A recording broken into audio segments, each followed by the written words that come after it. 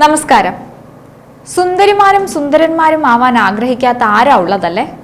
ഓരോരുത്തർക്കും സൗന്ദര്യ സങ്കല്പം ഓരോ രീതിയിലായിരിക്കും. ചിലർ നിമിഷ നേരം കൊണ്ട് ഒരുങ്ങിയിറങ്ങും. എന്നാൽ മറ്റു ചിലരാണെങ്കിൽ വളരെയധികം സമയമെടുത്ത് നല്ല രീതിയിൽ മേക്കപ്പ് ഒക്കെ ചെയ്തായിരിക്കും ഇറങ്ങുക. ചത്തു കിടന്നാലും ചമഞ്ഞു കിടക്കണം എന്നൊരു ചൊല്ല് തന്നെ നമ്മുടെ നാട്ടിലുണ്ട്.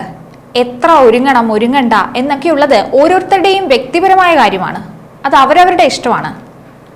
പലരുടെയും കയ്യിൽ, പ്രത്യേകിച്ച് സ്ത്രീകളുടെ കയ്യിൽ ചില മേക്കപ്പ് പ്രോഡക്ട്സ് എപ്പോഴും കാണാറുണ്ട്. ലിപ്സ്റ്റിക്ക്, കാജല്, ഫൗണ്ടേഷൻ, അങ്ങനെ തുടങ്ങി പലതും. പോകുന്നിടത്തെല്ലാം അവരത് കൊണ്ടുപോവുകയും ചെയ്യും. കൊണ്ടുപോകുന്നതും കൊണ്ടുപോകാത്തതുമെല്ലാം അവരവരുടെ താല്പര്യമാണ്. നിങ്ങൾക്ക് താല്പര്യമുണ്ടെങ്കിൽ സൗന്ദര്യ വസ്തുക്കൾ കയ്യിൽ കൊണ്ടു നടക്കാം, അല്ലെങ്കിൽ വേണ്ട.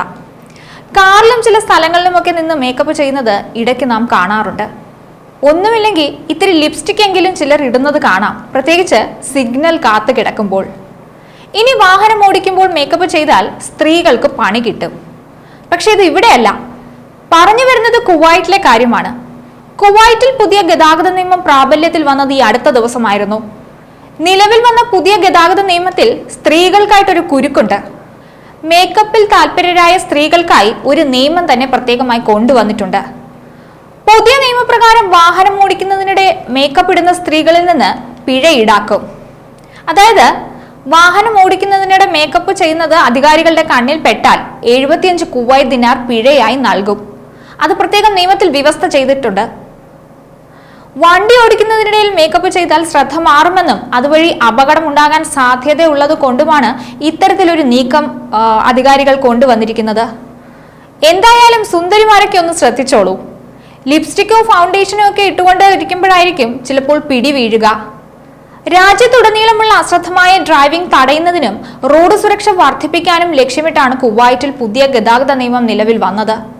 അതായത് വാഹനം ഓടിക്കുമ്പോൾ മൊബൈൽ ഫോൺ ഉപയോഗിക്കുന്നതിനും ഭക്ഷണം കഴിക്കുന്നതിനും സമാനമായ ലംഘനം തന്നെയാണ് മേക്കപ്പ് ഇടുന്നതും എന്നാണ് പറയുന്നത്. കുറ്റം ആവർത്തിക്കുന്നവർക്ക് വലിയ പണി വരുന്നുണ്ട് പുറകെ. അതായത് കൂടുതൽ ഫൈൻ നൽകേണ്ടി വരും അത്തരക്കാർ. 2024 റോഡ് അപകടങ്ങളുടെ പശ്ചാത്തലത്തിലാണ് കുവൈറ്റിന്റെ ഈ പുതിയ നീക്കം.